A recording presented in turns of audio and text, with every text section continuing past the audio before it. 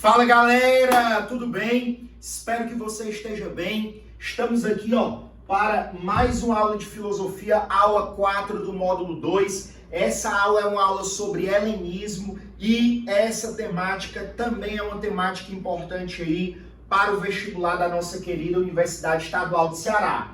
Nós vamos dividir aqui a aula sobre helenismo em duas partes. A primeira parte é sobre a questão do epicurismo, a questão da felicidade no epicurismo, que é uma questão ética central, tá bom? Não se esqueça disso jamais. Olha só, quando a gente fala de filosofia helenística, filosofia helênica ou filosofia do helenismo, nós precisamos saber de três coisas fundamentais, três coisas básicas. Mas, professor, diga aí quais são essas três coisas básicas. Primeiro grande nome do helenismo, Alexandre o Grande, tá bom? Se eu colocasse Alexandre Grande, obviamente teria uma vírgulazinha aqui, tá bom? Mas Alexandre Magno, ou como se pronuncia no latim, Magnum, tá certo? O que acontece? Alexandre, ele se torna imperador da Macedônia. A unidade ética e política da polis grega desaparece. Professor, que diabo é que quer dizer a unidade ética e política da polis desaparece? Pessoal, lembrem-se de que em Atenas, em algumas cidades da Grécia, nós tínhamos uma democracia que era exercida diretamente pelos cidadãos na ágora. Agora nós temos um imperador. Atenas é anexada ao Império Macedônico. A democracia dá tchau, tchau. E agora todas as decisões políticas, elas passam a se concentrar no Império e na pessoa de Alexandre Magno. Logo, a unidade ética e política da polis, da cidade-estado, que tinha autonomia para formular suas próprias leis, suas próprias regras, vai para o espaço, bebê. O que é que nós temos agora? Um imperador. Ora, esse imperador, apaixonado pelas culturas daqueles povos, que eram povos não gregos, começa a desenvolver, e isso não é do dia para a noite, não é de um mês para o outro, não é de um ano para o outro. Isso é um processo lento histórico que está sendo formado. Esse grande imperador começa a desenvolver dentro do seu império uma miscigenação cultural, uma mistura cultural, fazendo com que a Grécia, a filosofia grega, os costumes gregos tenham contato com as religiões, com os costumes, com a ética, com a cultura de povos que até então não se misturavam com os gregos, bebês. Assim sendo, nós temos uma miscigenação cultural, ou uma cultura plural, certo? Uma cultura plural. E aí essa cultura plural suscita o desenvolvimento de uma série de questionamentos. Esses questionamentos, eles vão exigir respostas. E essas respostas são formuladas por quem? Por filósofos que surgem dentro de um determinado período cultural. Toda filosofia é filha de uma determinada cultura e emerge dentro de um período histórico, bebê. Beleza? Terceira coisa, professor, helenismo. Eu tenho que lembrar de Alexandre o Grande, eu tenho que lembrar de uma cultura plural, e eu tenho que lembrar de que mais? As filosofias helênicas, apesar de tratarem de questões relacionadas ao cosmo, de questões relacionadas ao conhecimento, à lógica, à ontologia, a filosofia helenística, ela ficou associada como que, digamos assim, a especialidade dela era fazer uma reflexão ética. Mas detalhe, essa ética, diferentemente da ética platônica, aristotélica, socrática, que era uma ética ligada à polis, ligada à sociedade, essa ética, ela é uma ética que vai visar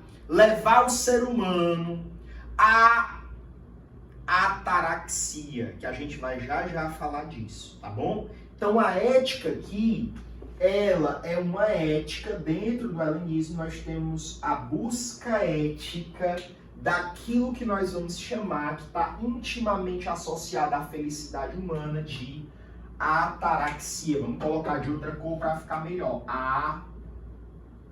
Ataraxia.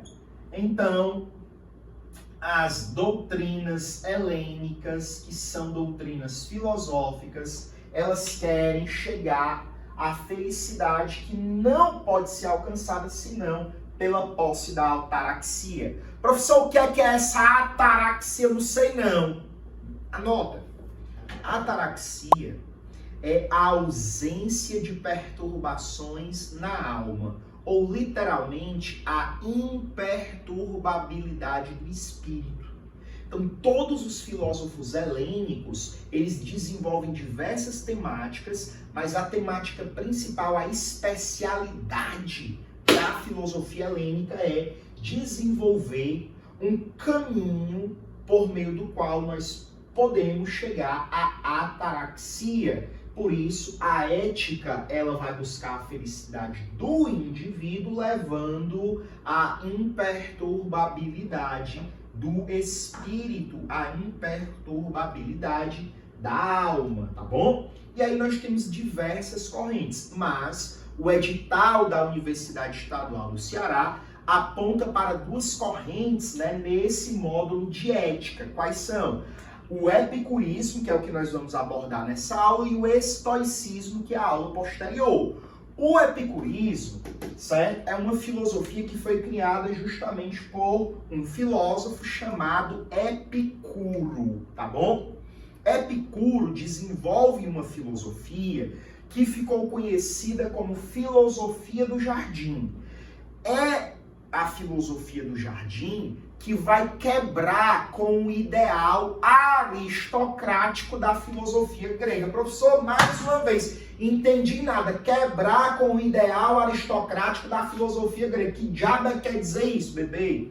Filosofia na Grécia era feita por homem, e homem aqui do sexo masculino, e que, em grande medida, eram pessoas que tinham posses, pessoas ricas, que podiam se dedicar à atividade da reflexão, que era a atividade filosófica.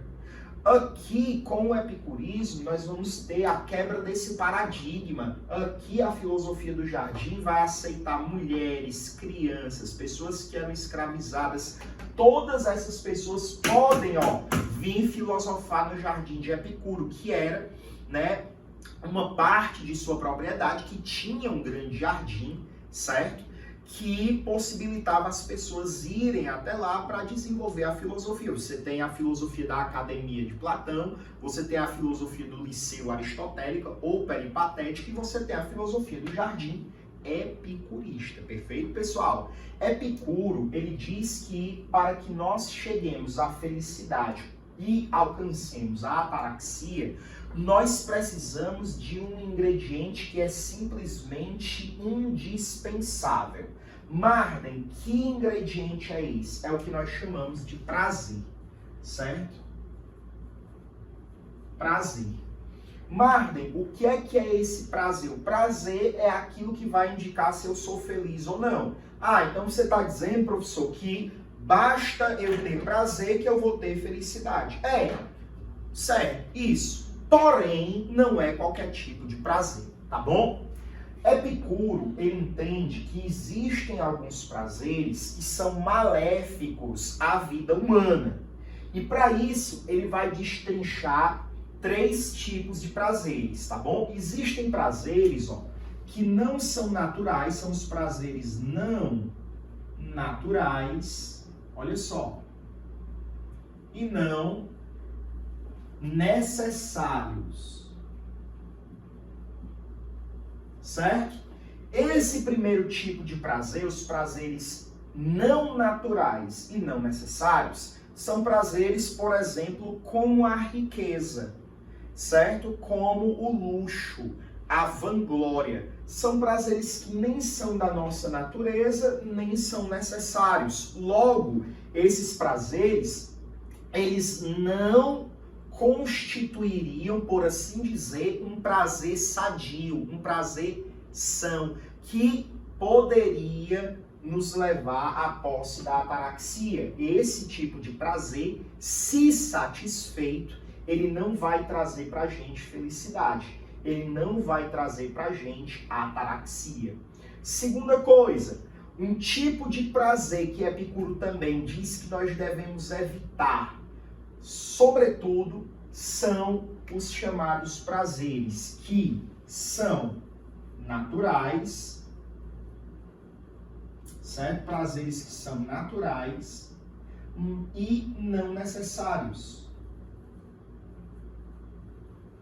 Professor, o que é que seriam esses prazeres naturais e não necessários?